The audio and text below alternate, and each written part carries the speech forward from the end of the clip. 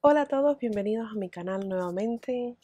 Primeramente quiero agradecer muchísimo por todos los comentarios, las preguntas y la crítica positiva que he recibido de los anteriores videos. No me lo esperaba, pero estoy muy agradecida. Muchísimas gracias.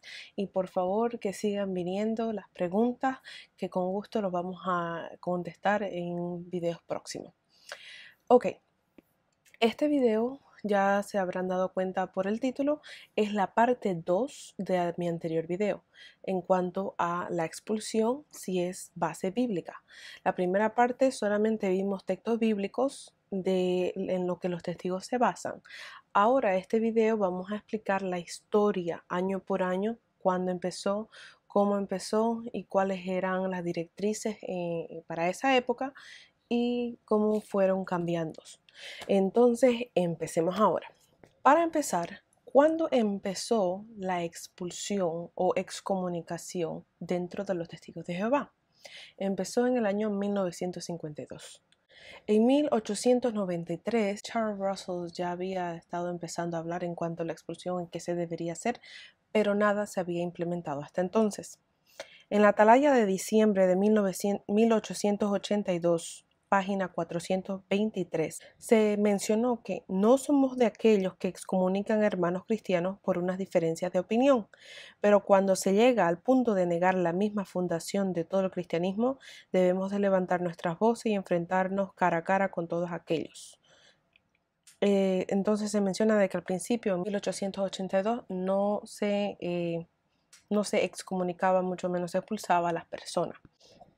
Para 1893, la atalaya del 15 de octubre, la atalaya demostró que tenía que haber una distinción bien marcada, donde se menciona, significa que tenemos que tener una división clara entre nosotros y todos los que sean inmundos, los impuros del corazón. Esa separación debe ser tan marcada que el expulsado debe saberlo. Entonces ya estaban bajo la idea, estaba empezando la idea a separar dentro de los cristianos y los que iban a ser expulsados. Pero simplemente era información que se estaba dando al público, ningún cambio se había hecho todavía. Más tarde se implementó un procedimiento donde la congregación entera estaba incluida, donde discutían del pecado que algún individuo haya cometido y todos tenían que llegar a una decisión unánime para removerlo. Sin embargo, no se lo rechazaba, sino que se lo consideraba mundano. ¿Qué quiere decir esto? Que esta persona dejaba de ser miembro de los testigos de Jehová, pero no era al punto al que ahora es de expulsarlo. Simplemente era como quitándole o removiéndole el título de ser miembro de los testigos de Jehová. Nada más. Ya para 1904, bajo la serie Estudios en las Escrituras, serie sexta, La Nueva Creación, páginas 289 y 290, se mencionaba que la administración de la disciplina no es una función de solamente los ancianos, sino de la iglesia entera. Por lo tanto, los ancianos no iban a ser jueces. Otra vez estamos viendo de que en la literatura de los testigos de Jehová al principio era la congregación entera que dictaba lo que iba a suceder con el pecador. Eso quiere decir que ellos estaban al tanto de cuál era el pecado y tendrían que decidir de manera unánime qué hacer con el pecador. En la atalaya de 15 de mayo de 1944, en la página 151 y 152, se movió la responsabilidad de juzgar a un individuo de la congregación a representantes de la congregación. A pesar de que admitieron que en Mateo 18 se mencionaba de que era la congregación entera que tenía que juzgar, la razón que dieron por la que estaban cambiando era porque solo había servido para causar más controversia y disrupción dentro de las congregaciones. Qué lástima, porque ya no era una manera justa de juzgar. Para 1947, la revista Despertar describió que la práctica de la excomunicación era antibíblica, basándose en Hebreos 10, 26 al 31, donde se menciona que juzgar a individuos se debe dejar solo en las manos de Dios. Voy a poner en este momento una foto donde muestra del artículo original. Se mencionaba, y esta es la parte traducida, se lo estaba comparando con excomunicación que tenían las religiones paganas. Voy a leer solamente el primer párrafo donde se menciona: si usted es uno de los 138,000 personas en el mundo que nacieron y fueron criadas como protestantes, entonces usted ya está excomunicado o excomulgado por la jerarquía católica romana. Esto significa que a usted se le ve en lo más fuerte desdén por el Vaticano, siendo maldito junto al diablo y sus ángeles.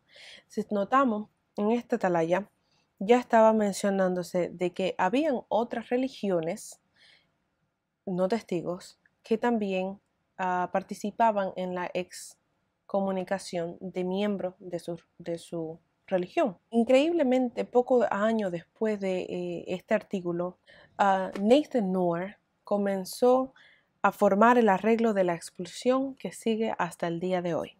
Para 1949, bajo el libro Consejos para la Organización Teocrática para los Testigos de Jehová, dio un pequeño esquema del proceso que iba a ocurrir para los representantes espiritualmente capacitados que iban a expulsar a un individuo. Estaban ya empezando para 1949 las directrices de qué se iba a hacer con las personas que iban a ser expulsadas. En ese artículo se menciona una porción donde dice: los miembros representativos de la congregación que son siervos en la compañía, los maduros o espiritualmente calificados, pueden decidir qué camino se debe tomar. Y más abajo dice de que ellos iban a ser responsables de avisar a la congregación, expulsando al malhechor. Entonces, primero pasó a ser la congregación encargada de expulsar, luego se removió esa responsabilidad a miembros dentro de la congregación, que claro iban a ser los ancianos. Luego se empezó a dar directrices de cómo se iba a expulsar a tal persona. En este artículo donde estamos al momento, empezó a explicar de qué iban a ser los ancianos, que iban a dejar saber a la congregación quiénes iban a ser expulsados. Ahora, el cambio drástico fue para 1952, cuando la sociedad Watchtower rechazó el consejo de llevar a la congregación al malhechor y no dio ninguna explicación por qué. La atalaya de 1 de marzo de 1952, páginas 131 y 134, solo la van a encontrar en inglés, pero la traducción dice que la razón de la expulsión es que hay algunas personas que entran a la congregación pero no aman al Cristo. A estas personas nunca tienen que decirle hola o adiós. No es bienvenido dentro de nosotros, lo evitamos. Tal individuo no tiene lugar en la congregación o la organización limpia de Dios. Debería devolver al grupo malvado de donde vino en algún momento o morirse contra el grupo malvado junto a la organización de Satanás. Esta fue la parte donde más me impactó, porque estaba mostrando de que fue aquí donde se inició el no hablar con una persona expulsada y considerarlo como un expulsado que está volviendo a Satanás. La atalaya del 1 de octubre de 1955, página 607, se mencionó que incluso asociarse con un expulsado se convertiría en una razón también para ser expulsado. Y esto está respaldado por el mismo libro que hasta el día de hoy se promueve, que es el que pastorea en el rebaño de Dios del año 2011. Este es el que tienen los ancianos solamente, donde se menciona que si un publicador se rehúsa a hacer esto e ignora la prohibición de asociarse con el expulsado, ese publicador se está rebelando en contra de la congregación de Jehová, y la rebelión es como el pecado de la brujería o idolatría. Y si después de suficiente advertencia este publicador persiste en asociarse con las personas expulsadas, en vez de alinearse con la organización de Jehová, también tiene que ser expulsado. Lo interesante es que esta es la historia, pero sin base bíblica. Ahora, desde que se introdujo, desde 1952, la expulsión a como la conocemos hoy, esto ha causado grandes cambios en la doctrina de la Watchtower. Las razones por las que una persona puede ser expulsada han ido cambiando a través del tiempo. Ahora yo les pregunto, ¿cómo podría ocurrir tal cosa si Jehová realmente estuviera dirigiendo las normas de esta organización? Cuando surge una situación que no está claramente expuesta en la Biblia ni en las publicaciones y los ancianos y la sucursal sienten que no pueden lidiar con este tema, se le informa al cuerpo gobernante. Ahora, ¿cómo es que el cuerpo gobernante llega a un nuevo principio por el que uno puede ser expulsado? ¿Guía el Espíritu Santo examinando las Escrituras y llegar a un consenso unánime de los estándares de Dios? No. El voto ni siquiera tiene que ser unánime. Nuevas leyes se pueden presentar con un voto de una mayoría de 2/3. Por ejemplo, reglas como los trasplantes de órganos y el sexo oral han ido cambiando a través de más de una década, lo que resultó en enormes consecuencias de la vida de otras personas. El fumar no era una razón para ser expulsado hasta 1973. El recibir un trasplante de órgano era razón para ser expulsado por más de una década, pero ya no se ve como algo malo.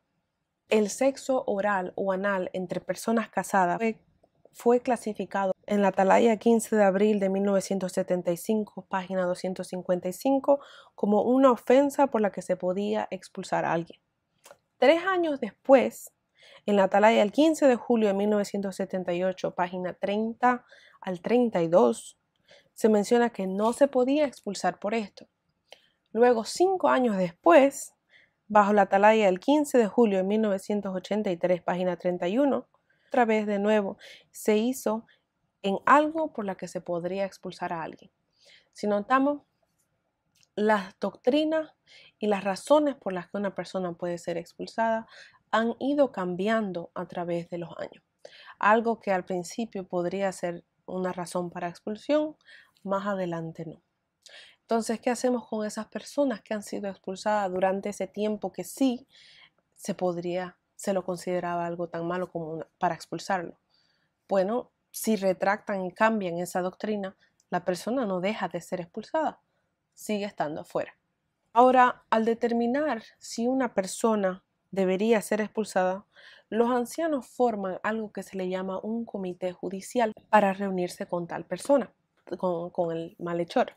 Esto se hace primeramente en privado. El malhechor no tiene permitido llevar a alguien como testigo, no puede llevar un abogado y mucho menos grabar. Interesante que también la palabra comité judicial no existe en la Biblia. Tanto los israelitas como las congregaciones cristianas primitivas mantenían los asuntos abiertos y los traían a personas ordinarias en vez de hacerlo en privado. Los asuntos se discutían enfrente de las puertas de la ciudad para que fuera una discusión justa, llena de personas viendo el proceso. Esto prevenía la injusticia que puede ocurrir frente a un grupo de unos pocos ancianos. Mateo 18:17, Jesús dijo que algún cometido se debía informar a la congregación, no a un grupo selecto de líderes de la congregación. A partir de 1944 fue que Nathan Noor inauguró el arreglo del comité judicial. Podemos notar que el Espíritu de Dios no podría dirigir esa organización. Los cambios tan drásticos que han habido dentro, vez tras vez, año tras año, son pruebas vívidas que no existe el Espíritu de Dios. No estamos hablando de cosas pequeñas, no estamos hablando de pequeñas doctrinas, estamos hablando de cambios drásticos en la vida de los miembros de los Testigos de Jehová. Estamos hablando de que antes de 1952 no existía lo que se llama la expulsión. Luego, después de ese cambio, se fueron implementando nuevos cambios, porque no solamente empezaron a verse la expulsión, pero primero era dentro de la congregación bajo todos los miembros, sabiendo qué era la razón, cuáles eran los hechos, los pecados, y todos de manera unánime tendrían que decidir. Ahora, a partir de unos años después, esto también se volvió a cambiar y ahora se hizo algo privado, algo confidencial. Y si nos ponemos a pensar en las cortes actuales, ¿cómo se hacen en los tribunales? ¿Es todo cerrado? No. Cualquier persona que quiera entrar dentro de una corte bajo un caso que se está ejecutando, uno tiene el derecho de poder sentarse, persona X, quien sea, puede sentarse en la parte de atrás y escuchar todo el caso. Eso no existe dentro de los testigos cuando están siendo ejecutados. Cuando tienen un caso, ¿por qué? Es un comité judicial. Es como estar teniendo una corte con estos 3 jueces. Y no existe nadie que pueda respaldar, que siquiera pueda ser testigo o pueda escuchar o defender a la persona que está siendo acusada. Esto, primeramente, ¿de dónde ha salido? Simplemente personas, hombres que para ese entonces eran presidentes de la Watchtower, fueron haciendo estos cambios gradualmente, pero no era bíblico. Si fuera bíblico, hasta el día de hoy se hicieran estos comités judiciales a manera pública donde todos pudieran participar, siquiera escuchar o defender a la persona. Entonces, esta es una de las más horrendas prácticas que hacen los testigos de Jehová al dañar a estos miembros que han sido quitados o removidos de esta organización. Espero que este video les haya ayudado. Nuevamente voy a poner en la descripción la información de dónde pueden conseguir todo lo que yo he sacado. Hay más información ahí. Yo solamente saco pedacitos de la cantidad de información que hay. Así que si les gusta leer, por favor vayan ahí. Hay artículos de todo, de sangre, cumpleaños, Navidad, de lo que ustedes quieran. Y está en español. Entonces agradezco mucho a que se hayan quedado en este video y como siempre estaré trayendo otro video en unos días. Gracias. Adiós.